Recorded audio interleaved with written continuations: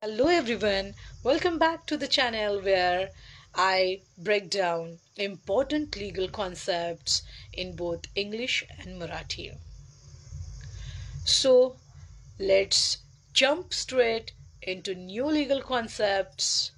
I will explain each one in simple language so that everyone, whether you are from legal background or not, can understand easily.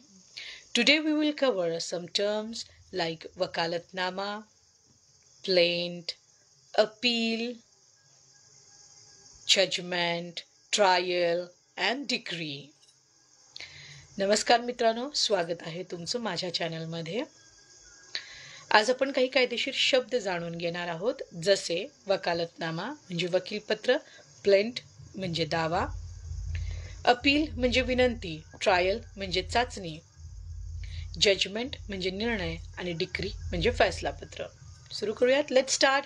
First term, वकालतनामा. Wakalatnama is a legal document primarily used in Indian courts. It is a power of attorney given by a client to an advocate, and that empowering the advocate to act on their behalf in legal proceedings. वकालतनामा म्हणजे वकीलपत्र. एखाद्या व्यक्तीने वकिलाला न्यायालयीन प्रकरणात त्याची बाजू मांडण्यासाठी दिलेले अधिकृत पत्र म्हणजे वकालतनामा, वकीलपत्र. Next term, plaint, plaint, plaint.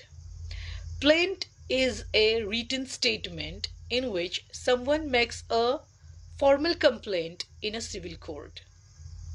Plaint म्हणजे फिर्याद किंवा दावा.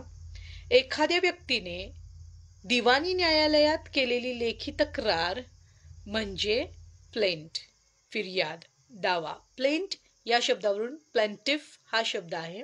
प्लॅन्टिफ म्हणजे फिर्यादी किंवा वादी, जो आपण मागच्या व्हिडिओमध्ये पाहिला. Next term, appeal. Appeal is a legal process in which someone asks higher court to change or review the decision of the lower court. Appeal म्हणजे एक कायदेशीर प्रक्रिया आहे ज्याच्यामध्ये खालच्या कोर्टातील निर्णय एखाद्या व्यक्तीला आवडला नाही किंवा योग्य वाटला नाही तर तो बदलावा म्हणून वरच्या कोर्टाला केलेली विनंती म्हणजे appeal. Next term, trial. Trial is a formal legal process in a court where the facts of the case are determined and a judge and sometimes a jury decides whether the accused is guilty or not. Trial म्हणजे चाचणी. ही एक अशी कायदेशीर प्रक्रिया आहे ज्याच्यामध्ये पुरावे आणि साक्षीदार यांच्या आधारे कोर्ट निर्णय घेतं की आरोपी दोषी आहे किंवा नाही. याला ट्रायल किंवा चाचणी म्हणतात. Next term, judgment. Judgment is a final decision made by a court in legal case. It determines the duties and liabilities of the parties involved. For example, after hearing both sides, the judge gave the judgment in favor of plaintiff. Judgment म्हणजे अंतिम निर्णय. खटल्यातील दोन्ही बाजू ऐकून घेतल्यानंतर न्यायाधीशाने तक्रारदाराच्या बाजूने दिलेला अंतिम निर्णय म्हणजे जजमेंट. या प्रक्रियेला जजमेंट म्हणतात. हा न्यायाधीशाचा अंतिम आदेश असतो. Next, last but not least, decree. Decree is a formal and an official order or decision made by a court following by a judgment. It sets out the duties and obligations of the parties involved and can be enforced by law.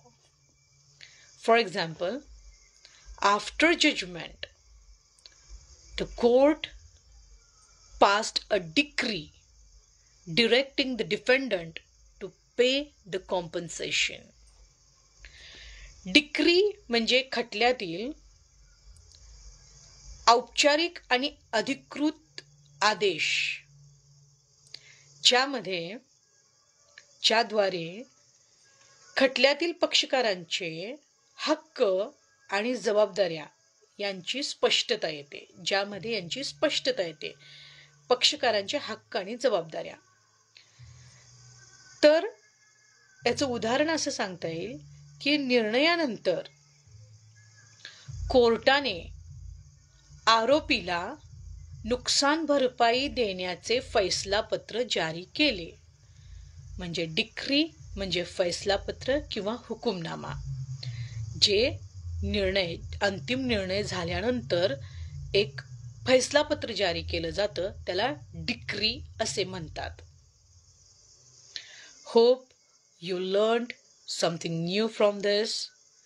If you want me to cover more such topics, let me know in the comments below, and don't forget to like, share and subscribe this video. See you in the next one. Thank you.